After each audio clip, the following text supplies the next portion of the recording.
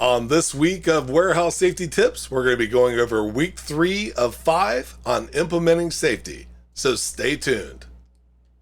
Welcome to Warehouse Safety Tips. If you're a seasoned vodcast viewer, this vodcast is going to be different from most that you watch. It's based around exactly what the name implies, warehouse safety tips. And since the people in this industry are busy, we know that time is money, so each episode will be as short and to the point as possible. And now, with all that out of the way, let's get to the vodcast. Hey, we made it to the middle point of this week's training, or this month's training, I guess. And that is, we're going through and teaching you how to implement safety in a 5-week training. This week, what we're going to be talking about is something very, very important, and that is following OSHA guidelines and overall safety measures and how to do it to make sure that you protect that one asset that is of the utmost importance, and that is your staff. Okay? We want staff to arrive safe and be safe at work and leave safe to home. That is going to be the absolute perfect scenario, and these are going to be 5 steps that are going to help you with that. So the very first thing we want to talk about is regular safety meetings. It's something that we've been talking about throughout this series, before the series. It's just something that, much like a lot of things that we talk about with safety, are very evergreen, and that is making sure that you have daily, weekly, monthly, and yearly meetings to make sure, quarterly even, thrown in there, that you're constantly and always focusing on safety, how it is, and how it can be improved. It's a great idea to also look at what it was. And the reason I say that is, if you go into a place and they say the dreaded words of, that's the way we've always done it, you know that there are always going to be just a plethora of things that you can improve upon, because nothing ever stays the same. Even though these things are very evergreen, there's always something new to kind of add a nuance to.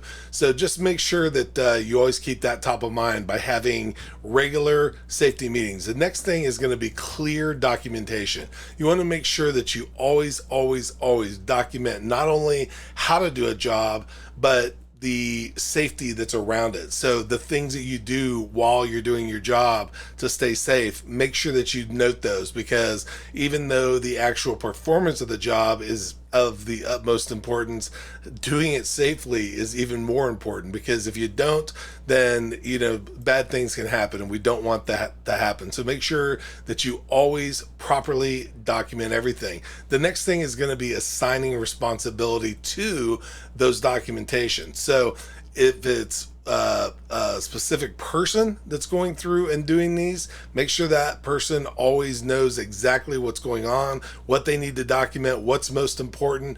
But it's more likely that you have a couple different levels of it, where possibly the person that does the job the most is going to be the person that does the documentation, but then hands it off to somebody that is the point person for that documentation. And it doesn't matter which one you have, make sure that you know the person that you need to talk to find that information. And this is going to be something that is going to be next, which is just as important as who does it, but where it's at. So make sure you have centralized records. You always know exactly where to go for job responsibility, the safety that's involved with it, things like, the way to handle certain chemicals, the way to handle gases, the way to handle anything in your location. The more you document it, the better someone's going to be able to come in and theoretically do your job in your absence. If you go through and document it step by step, if it's a very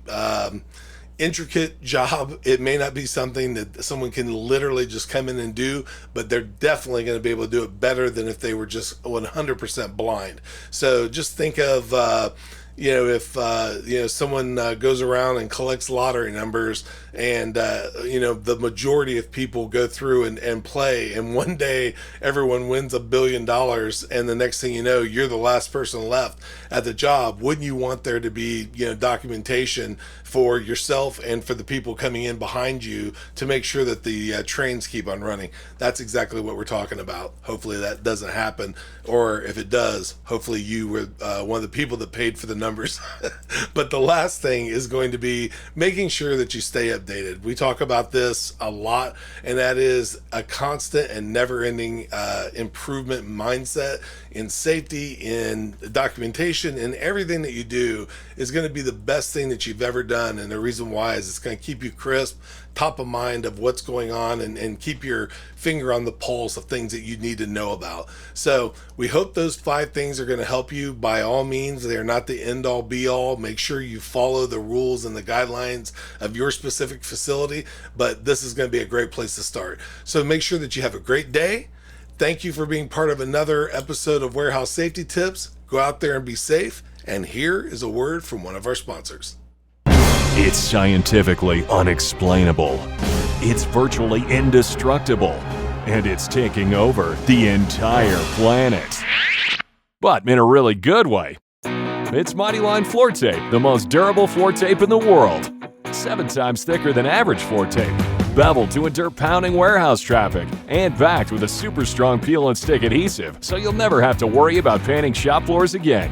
Mighty Line Floor Tape, the only durable stripe.